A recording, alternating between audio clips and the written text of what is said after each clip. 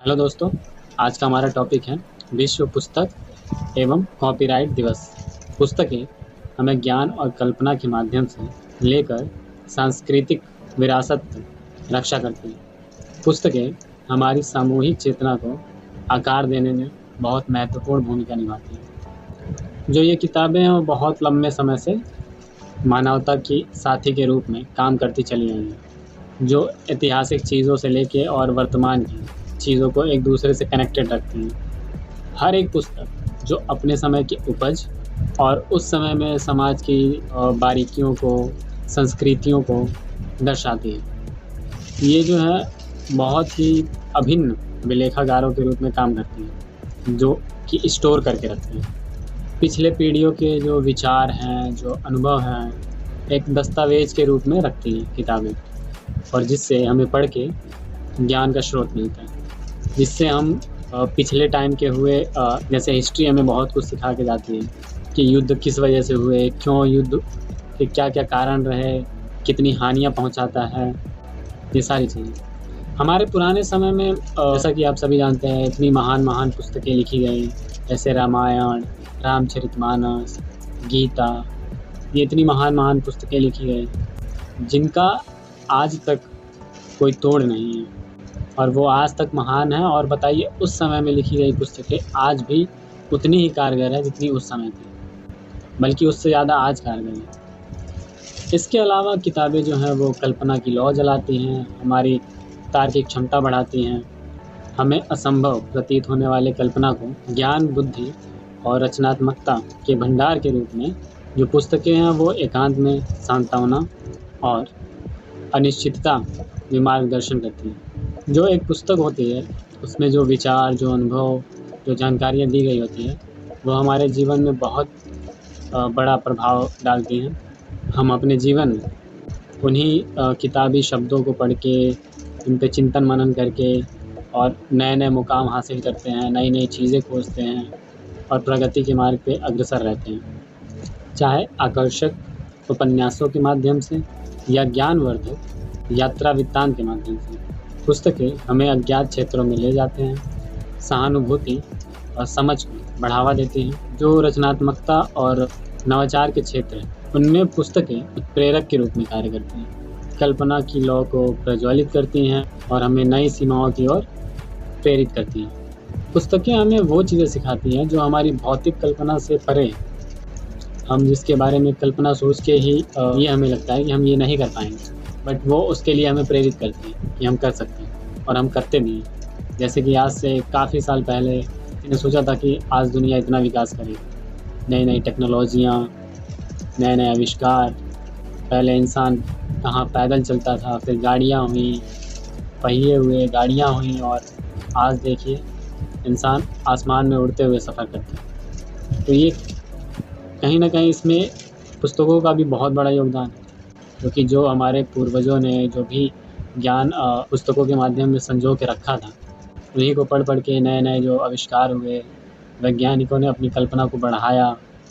और हर एक फील्ड में, ऐसा नहीं है कि केवल साइंस के फील्ड में, हर एक फील्ड में बहुत तरक्की की है। इसके अलावा सांस्कृतिक विरासत के संरक्षण में पुस्तकें जो हैं वो भावी पीढ़ी के लिए भाषाओं, परंपराओं और मूल्यों की रक्षा करने में एक अपरिहार्य भूमिका निभाती हैं।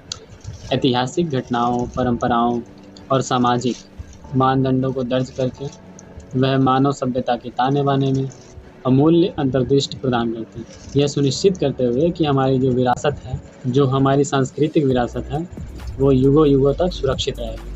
लेकिन आज के दौर में जैसे जैसे हम जितना ही डिजिटल होते जा रहे हैं, जो साहित्य का जीवन है वो बहुत ही गहन परिवर्तनों से गुजर रहा है। आज के समय में तो एक हार्ड कॉपी की जगह पे लोग डिजिटल फॉर्म में उसे पढ़ने लगे हैं। जैसे कि कुछ ऐप्स हैं, जो किंडल है, अमेज़ॉन का आता है, उसमें ऑनलाइन वो पढ़ते हैं टेक्स्ट को। वो भी काफ़ी ठीक है, बट लोग इसका बहुत कम ही इस्तेमाल करते हैं। आज के समय में फ़ोन में इतने सोशल मीडिया ऐप्स हैं जिनसे इंसान फुर्सत ही नहीं पाता कि वो कुछ ज्ञानवर्धक चीज़ें पढ़ पाएँ। कुछ परसेंट ही होंगे जो ये पढ़ पाते होंगे ऑनलाइन फॉर्मेट में। आज के समय में कॉपीराइट का भी इशू है। अगर पहले के टाइम में था तो कोई लेखक है तो उसका पब्लिश होता था, जो भी चीज़ उसने लिखी है तो उसमें कॉपीराइट की चिंता नहीं होती थी, कोई चुराता नहीं था उसमें। और आज के समय में है कि इंटरनेट की दुनिया में कोई भी कुछ भी चुरा सकता है, कैसे भी चुरा सकता है, तो इसमें कॉपीराइट का इशू बहुत है। जो डिजिटल चीज़ें हैं, जो डिजिटल लेखनी है या फिर प्रतियाँ हैं, उनकी चोरी और अनधिकृत विवरण जो लेखक हैं और जो प्रकाशक हैं उनको बहुत कमज़ोर बनाता है, जिससे बौद्धिक संपदा अधिकारों को बनाए रखने के लिए नए सिरे से प्रयास करने की ज़रूरत है कि उनके लिए कुछ नया किया जाए जिससे उनका कॉपीराइट इशू ना रहे और वो अपनी लिखी हुई चीज़ों का हक ले सकें। इसीलिए यूनेस्को द्वारा 23 अप्रैल को विश्व पुस्तक एवं कॉपीराइट दिवस बनाया गया, जिससे हम याद दिला सकें पुस्तक के बारे में और कॉपीराइट इशू के बारे में। इस वर्ष का जो थीम रखा गया है कि अपने हिसाब से पढ़ें या फिर अपने तरीके से पढ़ें, जिसे इंग्लिश में कहेंगे रीड इन योर वे। हमें अपने पुस्तकों का और जो पूर्वजों ने हमारे लिए जो ज्ञान संजो के एक किताब के रूप में देखे गए हैं उनका सम्मान करना चाहिए, लेखकों का सम्मान करना चाहिए, संपादकों का सम्मान करना चाहिए जो अच्छे हों, और कॉपीराइट इशू जो है देश को और पूरे विश्व को कोई समाधान ढूंढना चाहिए। तो मैं इस एडिटोरियल को लास्ट में समराइज़ करता हूँ। जो पुस्तकें होती हैं वो ज्ञान और कल्पना के लिए आवश्यक माध्यम के रूप में कार्य करती हैं, जो हमारी सामाजिक चेतना को प्रभावित करती हैं। वे ऐतिहासिक संयोजक के रूप में कार्य करती हैं, जो कथाओं के माध्यम से अतीत, वर्तमान और भविष्य को जोड़े रखती हैं। प्रत्येक पुस्तक जो होती है वो अपने समय के सामाजिक, सांस्कृतिक चीज़ों को दर्शाती है और वो अपने समय के संग्रह के रूप में कार्य करती है। पुस्तक एक तरीके से हम कह सकते हैं कि अपनी पीढ़ी के विचारों, अनुभवों का एक दस्तावेज़ फॉर्मेट है, जिसे हम लिखते हैं या फिर जो पेज होते हैं उन पे लिख के संजोया जाता है और जो ज्ञान का समृद्ध स्रोत प्रदान करती है। विभिन्न समय के जो साहित्य की खोज करके हमें अपने पूर्वजों की मान्यताओं और मूल्यों के बारे में हम जानकारी प्राप्त करते हैं।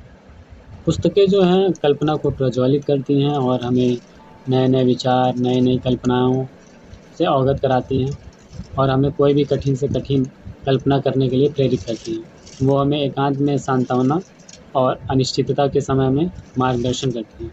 कभी ऐसे लगता है ना जब हम बिल्कुल अकेले पढ़ते हैं, तो तब वो हमारी सहानुभूति रहती है, और जब हमें कुछ नहीं सूझता है कि जीवन में क्या करना है, तो पुस्तकों में पढ़ी हुई चीज़ें ही हमें एक मार्गदर्शन दिखाती हैं, जो एक दोस्त की तरह, साथी की तरह भावना प्रदान करती हैं।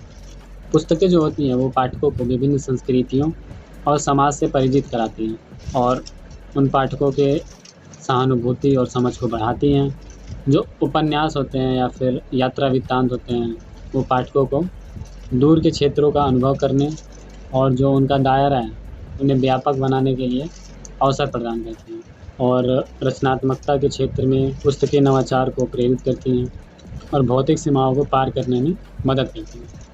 ऐसा नहीं है कि हमारा सोच केवल भारत तक है, हम विश्व की चीज़ें सोच सकते हैं। सांस्कृतिक विरासतों को संरक्षित करने, भाषाओं, परंपराओं और मूल्यों की सुरक्षा करने पुस्तकें महत्वपूर्ण भूमिका निभाती हैं।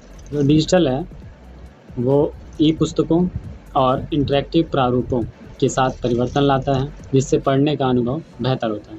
इन प्रगतियों के बावजूद भी डिजिटल ने पायरेसी में वृद्धि के माध्यम से कॉपीराइट कानूनों के लिए चुनौतियां खड़ी कर दी हैं। यूनेस्को द्वारा 23 अप्रैल को विश्व पुस्तक और कॉपीराइट दिवस बौद्धिक संपदा सम्मान करने के महत्व से मनाया जाता है और ये दिवस साहित्यिक विरासतों को संरक्षित करने के लिए प्रतिबद्धता को बढ़ावा देते हैं। तो आज का टॉपिक यहीं पे ख़त्म करते हैं। धन्यवाद।